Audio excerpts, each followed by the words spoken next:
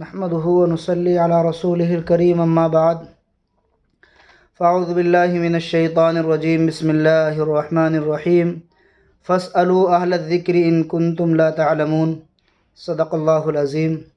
मुहतरम बुज़ुर्गों, दोस्तों, मैं उम्मीद करता हूँ कि आप तमाम हज़रात खैर व आफ़ियत से होंगे और दुआ करता हूँ कि अल्लाह ताला आपको हमेशा खैर व आफ़ियत से रखे। ये मसाइल का सिलसिला चल रहा है। इसी सिलसिले के 3 अहम मसले आप हज़रात के सामने रखे जा रहे हैं। इन्हें गौर व तवज्जो के साथ सुने, अमल की नीयत से सुने, दूसरे तक पहुँचाने की कोशिश करें। ये पहला सवाल है भाई जुनैद दादरी की तरफ से।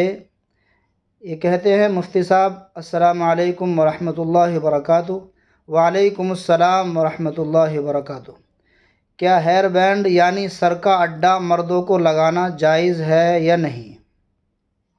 मर्दों के लिए सर में सर का अड्डा लगाना, जिसे हेयर बैंड भी बोलते हैं, सर का अड्डा भी बोलते हैं, ये मर्दों को लगाना जायज़ नहीं है। इसलिए कि औरतें अपने बालों को संवारने के लिए, अपने बालों को संभालने के लिए इसका इस्तेमाल करती हैं। और हर वो चीज़ जो औरतों के लिए है, इस्तेमाल औरतों के लिए है, जिन्हें औरतें इस्तेमाल करती हैं, मर्दों के लिए उनका इस्तेमाल जायज़ नहीं है। आप अलैहिस्सलातु वस्सलाम ने हदीस पाक के अंदर लानत फरमाई है उस शख्स के ऊपर जो औरतों की मुशाबहत इख्तियार करे। ऐसे ही उन औरतों के ऊपर आप अलैहिस्सलातु वस्सलाम ने लानत फरमाई है कि जो मर्दों की मुशाबहत इख्तियार करे। आजकल के जो नौजवान हैं, ये लंबे बाल रखते हैं और अड्डे का इस्तेमाल करते हैं, ये जायज़ नहीं है।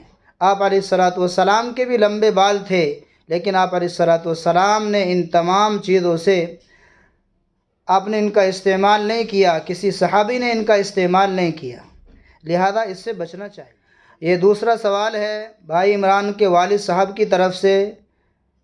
ये कहते हैं, मुफ्ती साहब अस्सलामु अलैकुम। वालेकुम अस्सलाम व रहमतुल्लाहि व बरकातुहू। लाल ख़त का भेजना कैसा है? लाल ख़त का भेजना एक तो ये है कि इत्तिला कर देना कि हमारा फ़ला तारीख़ में निकाह तय हो गया है, इसमें कोई हर्ज नहीं है। हम फ़ोन से भी इसकी इत्तिला कर सकते हैं और ख़त में लिख कर के भेज सकते हैं। लेकिन आजकल जो लाल ख़त से मुराद लिया जा रहा है कि जब लाल ख़त आता है या लाल ख़त भेजा जाता है तो एक बहुत बड़ा हुजूम जमा हो जाता है, बिरादरी के लोग जमा हो जाते हैं, उसमें दावतें चलती हैं। इस तरीक़े से इसका एहतमाम करना और इसका इंतज़ाम करना ये एक रस्म है जिससे बचना इंतहाई ज़रूरी है। असल में निकाह के अंदर जो अहम चीज़ें हैं शुरू से लेकर के आखिर तक, वो 6 चीज़ें हैं जिसे हम एहतमाम के साथ गौर व तवज्जो के साथ सुने। बाकी जितनी भी चीज़ें हैं शुरू से लेकर के आखिर तक, वो तमाम की तमाम रसूमात हैं, खुराफात हैं, उनसे ख़ुद बचें, दूसरों को इसको बचने की चीज़ें हैं कि निकाह के अंदर 2 तो फ़र्ज़ हैं और 1 वाजिब है और 3 सुन्नतें हैं। इनके अलावा जितनी भी चीज़ें हमारे माशरे में हो रही हैं, लाल ख़त से लेकर के आखिर तक, वो तमाम की तमाम चीज़ें रसूमात और बिदआत हैं, उनसे बचना चाहिए। तो 2 तो फ़र्ज़ हैं। एक तो ईजाब और कबूल, यानी लड़का कहे लड़के की तरफ से, लड़की की तरफ से जब कहा जाए कि फ़लाँ की लड़की है, आपके निकाह में दी जा रही है, जब वकील कहे, जब वो ईजाब करे तो लड़का कहे कि मैंने कबूल कर ली है। तो इस ईजाब और कबूल का होना एक फ़र्ज़ तो ये है।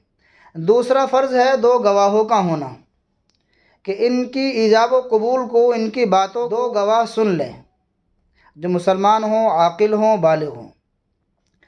और एक निकाह के अंदर वाजिब है यानी महर का होना। और 3 सुन्नतें हैं। नंबर 1 खुतबे का देना और छुआरों का तकसीम करना, और तीसरी सुन्नत है वलीमे का करना। आप अलैहिस्सलातु वस्सलाम ने हदीस पाक के अंदर फरमाया, वलीमा ज़रूर करो अगरचे मामूली सा ही क्यों ना हो। आपने इसका हुक्म दिया।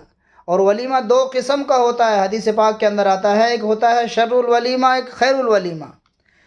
शर्रुल वलीमा उसे कहते हैं कि जिसके अंदर गरीबों को बुलाया जाए, मालदारों के साथ में, रिश्तेदारों के साथ में गरीब गुरबा को भी उसके अंदर शामिल किया जाए। ये खैल वलीमा है, ये बेहतर और अफजल वलीमा कहलाता है।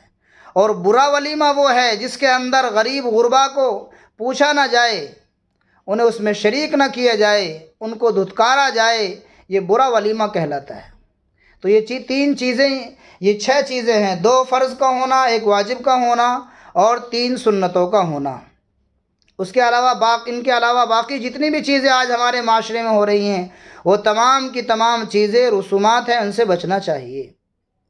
ये तीसरा सवाल है भाई अब्दुल्ला दादरी की तरफ से। ये पूछते हैं कि एक बच्चा मुर्दा पैदा हुआ है, मरा हुआ पैदा हुआ है, तो इसका क्या हुक्म है? अगर बच्चा मरा हुआ पैदा हुआ है तो उसके लिए हुक्म ये है कि उसको नहला करके एक पाक कपड़े में लपेट कर एक गहरे गड्ढे के अंदर उसे दफन कर दिया जाए। उसकी न मुकम्मल तरीक़े से उसके लिए कफ़न है, न नमाज जनाजा है। बस ये उसके लिए 2 ही चीज़ें हैं कि एक नहला करके पाक कपड़े में लपेट कर गहरे गड्ढा खोद करके उसमें दफन कर दिया जाए। तो ये 3 सवाल हमारे सामने आए हैं, हम इन पर अमल करें और दूसरों तक पहुंचाने की इनकी कोशिश करें। अल्लाह पाक हम सबको अमल की तौफीक अता फरमाए।